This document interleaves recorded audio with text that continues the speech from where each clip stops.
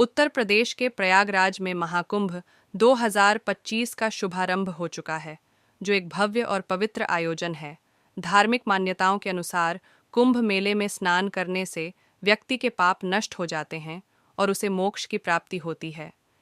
हिंदू धर्म की पौराणिक कथाओं के अनुसार समुद्र मंथन के दौरान निकले अमृत के लिए देवताओं और दानवों के बीच 12 वर्षों तक संघर्ष चला।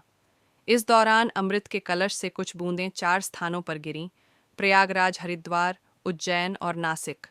इन्हीं स्थानों पर कुंभ मेले का आयोजन किया जाता है। प्रयागराज में आयोजित कुंभ मेले में देश विदेश से श्रद्धालु इस अवसर पर पवित्र स्नान करने के लिए पहुंच रहे हैं। हालांकि कई लोग किसी न किसी कारणवश इस महाकुंभ में व्यक्तिगत रूप से शामिल नहीं हो पा रहे हैं। ऐसे में वे अपने घर पर विशेष नियमों और विधियों का पालन करके महाकुंभ के पुण्य का लाभ प्राप्त कर सकते हैं।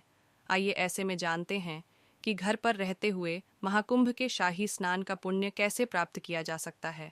स्नान का महत्व और विधि। शाही स्नान का समय सूर्योदय से पहले का होता है। यदि आप पवित्र नदी या सरोवर के पास नहीं रह रहे हैं, तो अपने स्नान के पानी में गंगा जल मिलाकर स्नान करें। स्नान के दौरान गंगा मैया का ध्यान करें और हर हर गंगे मंत्र का जाप करें। ऐसा करने से भी पुण्य प्राप्त होता है। डुबकी लगाने का नियम। कुंभ स्नान में नदी में 5 बार डुबकी लगाने की परंपरा है। यदि आप घर पर स्नान कर रहे हैं, तो मन ही मन गंगा स्नान का स्मरण करते हुए स्नान करें। स्नान के दौरान साबुन या अन्य रसायनों का प्रयोग करने से बचें, ताकि स्नान की पवित्रता बनी रहे। सूर्य और तुलसी को जल अर्पित करें। स्नान के बाद भगवान सूर्य को अर्घ्य दें। इसके लिए तांबे के लोटे में जल भरकर सूर्य की ओर अर्पित करें। इसके पश्चात अपने घर के आंगन या छत पर तुलसी मैया को जल चढ़ाएं। दान का विशेष महत्व। महाकुंभ में दान को अत्यंत शुभ माना गया है। स्नान के बाद गरीबों और ज़रूरतमंदों को अन्न, वस्त्र या धन का दान करें। ऐसा करने से जीवन में सकारात्मक ऊर्जा का संचार होता है। सात्विक जीवन शैली अपनाएं। इस दिन व्रत रखें और सात्विक भोजन करें। प्याज, लहसुन और तामसिक खाद्य पदार्थों से परहेज करें। इससे शरीर और मन दोनों की शुद्धि होती है। श्रद्धा और पवित्रता बनाए रखें। महाकुंभ और शाही स्नान का असली महत्व शरीर की शुद्धता के साथ साथ आत्मा की पवित्रता में भी है। इन नियमों का पालन करते समय मन में सच्ची श्रद्धा और पवित्रता का भाव रखें। साथ ही अगर आप महाकुंभ जाते हैं, तो अपने मन में कभी भी गंदे विचार ना लें, क्योंकि बहुत से लोगों की ये आदत होती कि नहाते हुए श्रद्धालु की फ़ोटो वीडियो बना ना। तो ऐसा ना करें। श्रद्धा भाव से अपने आप को शुद्ध करके कि संगम में स्नान करें। शिवरात्रि का व्रत कुंवारी कन्याएं भी रखती हैं और इससे उन्हें मनचाहा वर पाने की धारणा है।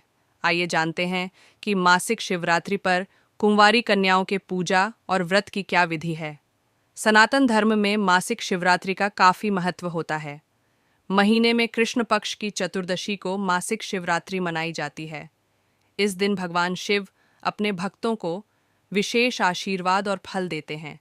भक्त भी शिव की आराधना करने के लिए व्रत और पूजा पाठ करते हैं। इससे उनकी सारी मनोकामनाएं पूरी होती हैं। शिवरात्रि का व्रत कुंवारी कन्याएं भी रखती हैं और इससे उन्हें मनचाहा वर पाने की धारणा है।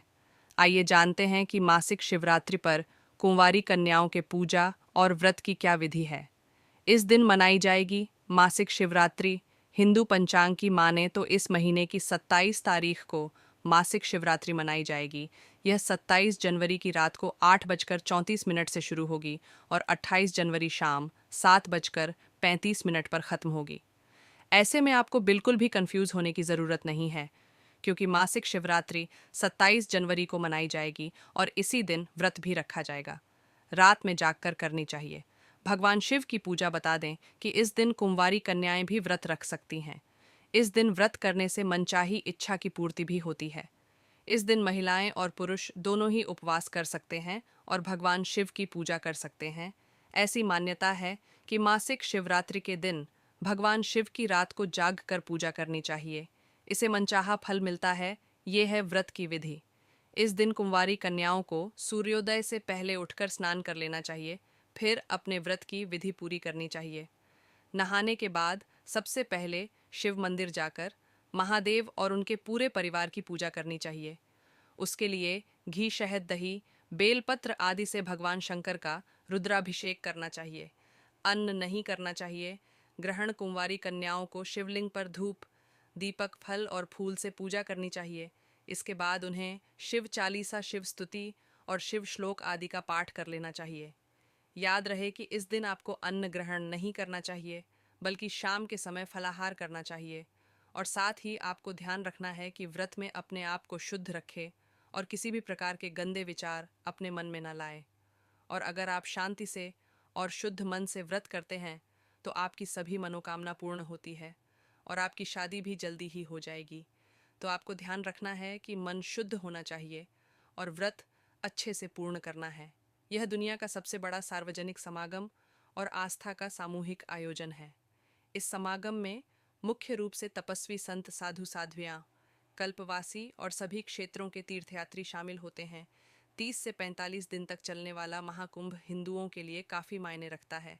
महाकुंभ मेले पर रवि योग का निर्माण होने जा रहा है। इस दिन इस योग का निर्माण सुबह 7:15 से होगा और सुबह 10:38 इसका समापन होगा। इसी दिन भद्रावास योग का भी संयोग बन रहा है और इस योग में भगवान विष्णु की पूजा करना विशेष फलदायी माना जाता है। महाकुंभ में अमृत स्नान के दिन करोड़ों की संख्या में श्रद्धालु संगम में डुबकी लगाने आते हैं। इस दिन साधु संत सबसे पहले स्नान करते हैं। तो आइए जानते हैं कि कुंभ में साधु संत के लिए अमृत स्नान का क्या महत्व। हाय, प्रयागराज में पूरे 12 वर्षों के बाद महाकुंभ लगा है। कुंभ मेला में देश विदेश से लाखों करोड़ों की संख्या में श्रद्धालु स्नान करने के लिए आ रहे हैं। कुंभ मेला भारतीय संस्कृति और धार्मिक परंपराओं का अद्वितीय पर्व है, जिसका इतिहास हजारों साल पुराना है। महाकुंभ में नागा साधुओं की पेशवाई एक प्रमुख आकर्षण होती है, जो न केवल धार्मिक आस्था बल्कि भारतीय वीरता और संघर्ष का प्रतीक है। इन साधुओं ने ऐतिहासिक रूप से सनातन धर्म की रक्षा के लिए कई आक्रमणों का सामना किया। कुंभ मेला न केवल एक धार्मिक आयोजन है, बल्कि यह भारतीय समाज के सामूहिक आस्था और एकता की अभिव्यक्ति भी है, जो हर बार इस अद्वितीय पर्व के माध्यम से पुनः जीवित होती है। महाकुंभ मेला में अमृत स्नान, शाही स्नान का विशेष महत्व है। अमृत स्नान खास दिन, मुहूर्त और ग्रह नक्षत्र के संयोग में किया जाता है। इस महाकुंभ के पहले अमृत स्नान के मकर संक्रांति के पर्व पर लगभग 4 करोड़ श्रद्धालुओं ने संगम स्नान किया। ऐसा अनुमान लगाया जा रहा कि अगले अमृत स्नान यानी मौनी अमावस्या के पर्व पर लगभग 10 करोड़ श्रद्धालु प्रयागराज पहुंचने वाले हैं। तो आइए जानते हैं साधु संतों के लिए अमृत स्नान का इतना महत्व क्यों है। साधु संत के लिए अमृत स्नान, शाही स्नान का क्या महत्व। धार्मिक मान्यताओं के अनुसार अमृत स्नान करने से मन की अशुद्धियां दूर होती हैं और मोक्ष की प्राप्ति होती है। वहीं कहा जाता है कि अमृत स्नान करने से 1000 अश्वमेध यज्ञ करने जैसा पुण्य फल मिलता है। कुंभ में अमृत स्नान के दिन प्रथम स्नान का अधिकार नागा साधुओं को है। बता दें कि नागा साधुओं को महायोद्धा साधु भी कहा जाता है, क्योंकि प्राचीन काल में वे धर्म और समाज की रक्षा के लिए सेना के रूप में कार्य करते थे।